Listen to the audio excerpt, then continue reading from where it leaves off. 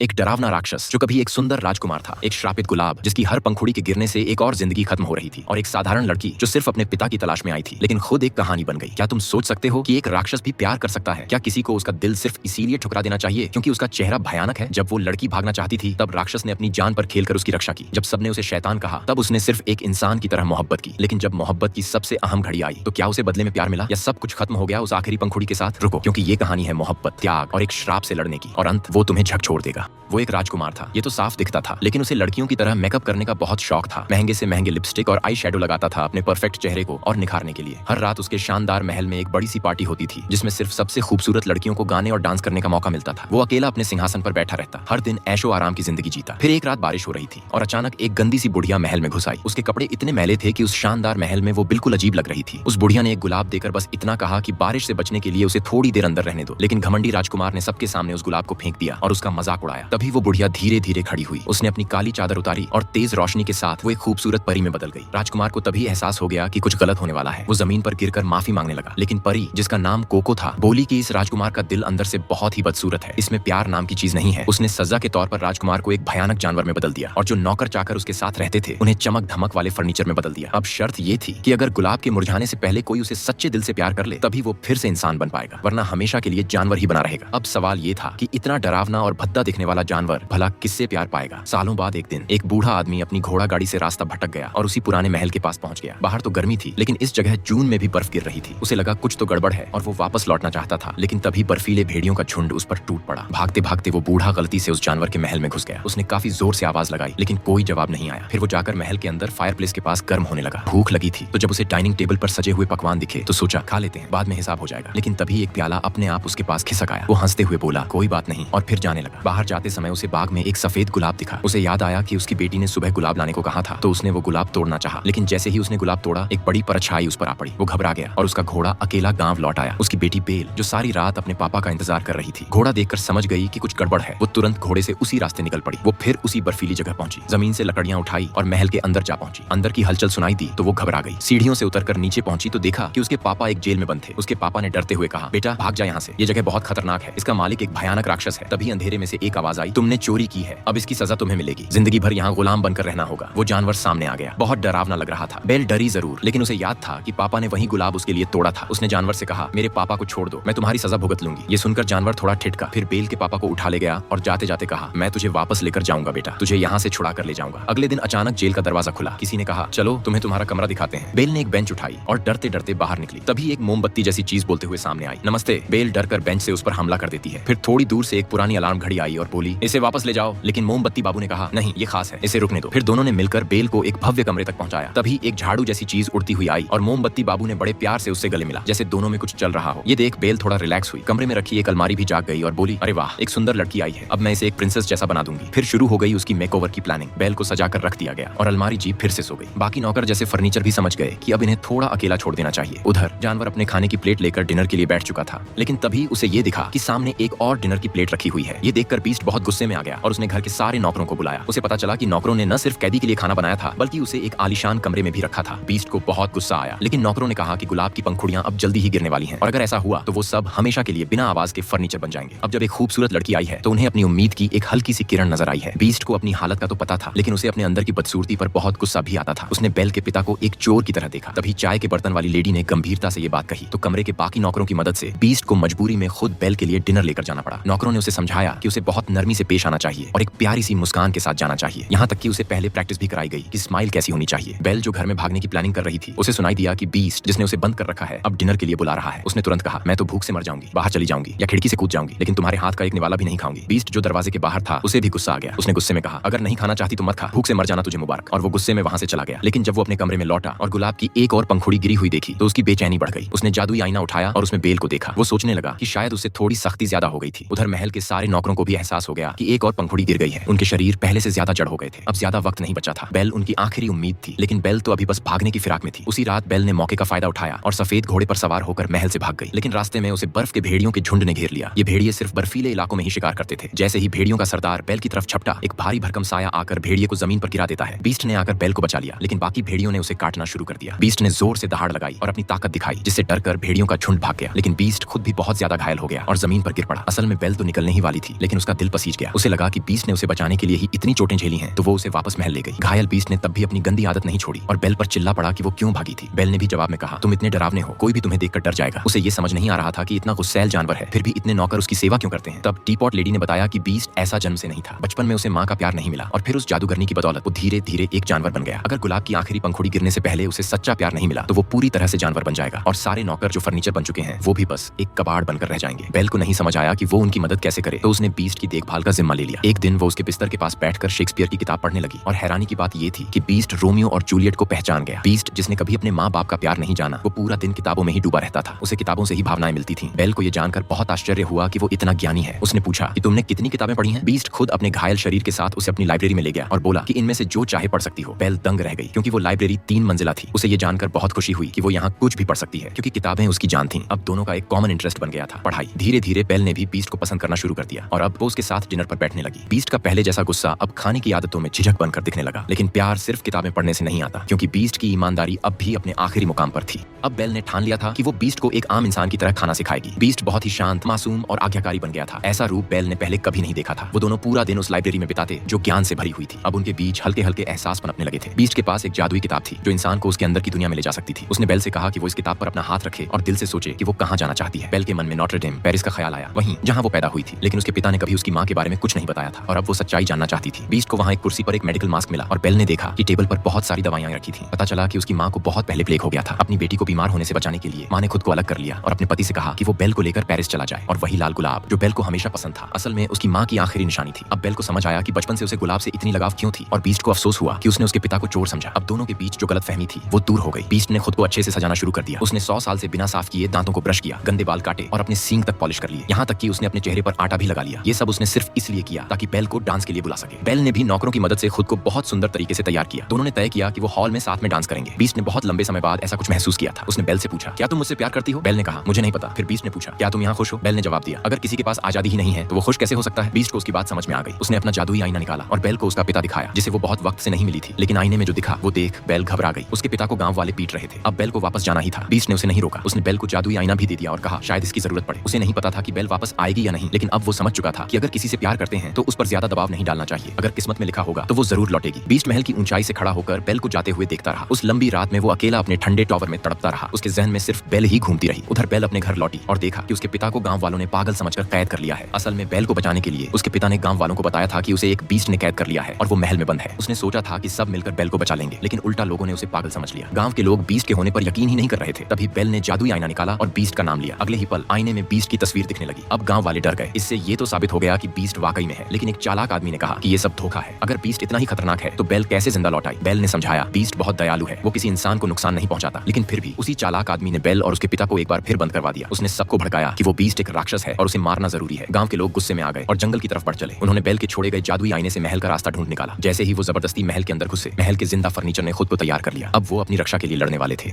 महल में चारों तरफ अफरा तफरी मच गई थी, लेकिन वो आदमी इन अजीबोगरीब फर्नीचरों की परवाह किए बिना सीधे टॉवर की तरफ बढ़ गया। उसे जलन हो रही थी कि बेल को उस बदसूरत बीस्ट से प्यार कैसे हो गया। जैसे ही बीस्ट कुछ समझ पाता, उसने बिना सोचे समझे गोली चला दी। बीस्ट टॉवर से नीचे गिर गया, लेकिन सौभाग्य से उसे थोड़ा बहुत संभालना आता था, इसलिए जान बच गई। वो दोबारा गोली चलाने ही वाला था कि बेल वहां आ गई और उसे रोक लिया। झगड़े के दौरान टॉवर गिरने लगा। आदमी को तो कुछ नहीं हुआ, लेकिन उसकी बंदूक ऊपर अटारी में गिर गई। अब उसके पास कोई हथियार नहीं था और उसे बीस्ट से सीधे हाथों से लड़ना पड़ा। लेकिन शायद उसने खुद को ज्यादा समझ लिया या बीस्ट को कम। कुछ ही सेकंड में बीस्ट ने उसका गला पकड़ लिया और उसे टॉवर के किनारे तक ले गया। अब वो आदमी मौत से डर गया था और गिड़गिड़ाने लगा कि उसे गिरने न दे। बीस्ट कोई हत्यारा नहीं था। उसने उसे छोड़ दिया और टॉवर के अंदर फेंकते हुए कहा, जितनी दूर हो सकता है यहाँ से निकल जा। वो आदमी शर्मिंदा होकर चला गया। ये सब बेल ने देख लिया था। बेल को देखकर बीस्ट अपनी जान की परवाह किए बिना उसकी तरफ दौड़ा चला आया। बेल भी उसकी इस मासूम मोहब्बत से बहुत भावुक हो गई थी। लेकिन तभी वो आदमी फिर से वापस आ गया और इस बार उसने फिर गोली चला दी ताकि कोई और हादसा ना हो। लेकिन कहते हैं ना, ऊपर वाले के न्याय से कोई नहीं बचता। जिस पुल पर वो खड़ा था वो अचानक टूट गया और वो आदमी नीचे खाई में गिरकर मर गया। बीस्ट को भरोसा नहीं था कि बेल दोबारा लौटेगी, लेकिन अब शायद उसकी बारी थी जाने की। मरने से पहले उसने बेल को एक बार देख लिया, बस यही काफी था। जैसे ही गुलाब की आखिरी पंखुड़ी गिरी, बीस्ट की सांसें भी रुक गईं और जो फर्नीचर बोल सकते थे, चल सकते थे, वो सब फिर से बेजान हो गए। जादू का समय पूरा हो गया था। बेल ने बीस्ट के माथे को प्यार से चूमा और आखिरकार कहा, मैं तुमसे प्यार करती हूँ। परियों ने अपना वादा निभाया और गुलाब की जान फिर से लौटा दी। हवा में सुनहरी रोशनी फैल गई जो गुलाब की पंखुड़ियों के साथ बीस्ट के पूरे शरीर को घेरने लगी। जैसे जैसे वो रोशनी बढ़ती गई, बीस्ट की शक्ल बदलने लगी और वो फिर से इंसान बन गया। बेल ने पहली बार असली राजकुमार का चेहरा देखा। उसकी खूबसूरती बेल के दिल को छू गई। अंधेरे में डूबा महल फिर से रोशनी से भर गया। जो नौकर फर्नीचर बन गए थे अब वापस इंसान बन गए। सब एकजुट होकर राजकुमार के लौटने और उसके सच्चे प्यार को पाने का जश्न मनाने लगे। महल फिर से वैसा ही शानदार और जिंदा दिल बन गया जैसे पहले हुआ करता था। बेल को शेक्सपियर का रोमियो एंड जूलियट बहुत पसंद था। बीस्ट इस पर हंसता था और कहता था, बिल्कुल बचकाना ख्याल है ये, वो तो वही पुराने घिसे पिटे प्यार के ड्रामे में है। वो मानता ही नहीं था कि इस दुनिया में सच्चा प्यार भी होता है। उस महल में गिरती जून की बर्फ वैसी ही ठंडी थी जैसी उसकी सोच, क्योंकि अगर आखिर में सब ठीक ना हो तो यह भी एक दुखद कहानी ही रह जाती। एक तरफ गर्मी थी और दूसरी तरफ सर्दी। एक तरफ एक गांव की लड़की थी जो दुनिया देखना चाहती थी और दूसरी तरफ एक अकेला, ठंडा, भूला हुआ राजकुमार। दिलों के बीच दूरी थी और मोहब्बत पाने में भी कई रुकावटें। कभी बीस्ट का वो दरवाजा जो वो खोल नहीं सका, तो कभी वो खाई जो उनके बीच आ गई जब महल गिरने लगा। कभी कभी समस्या ये नहीं होती कि ऊपर वाले ने तुम्हें प्यार नहीं दिया, सवाल ये है कि क्या तुम उस मोहब्बत की मुश्किलों को झेलने की हिम्मत रखते हो या नहीं।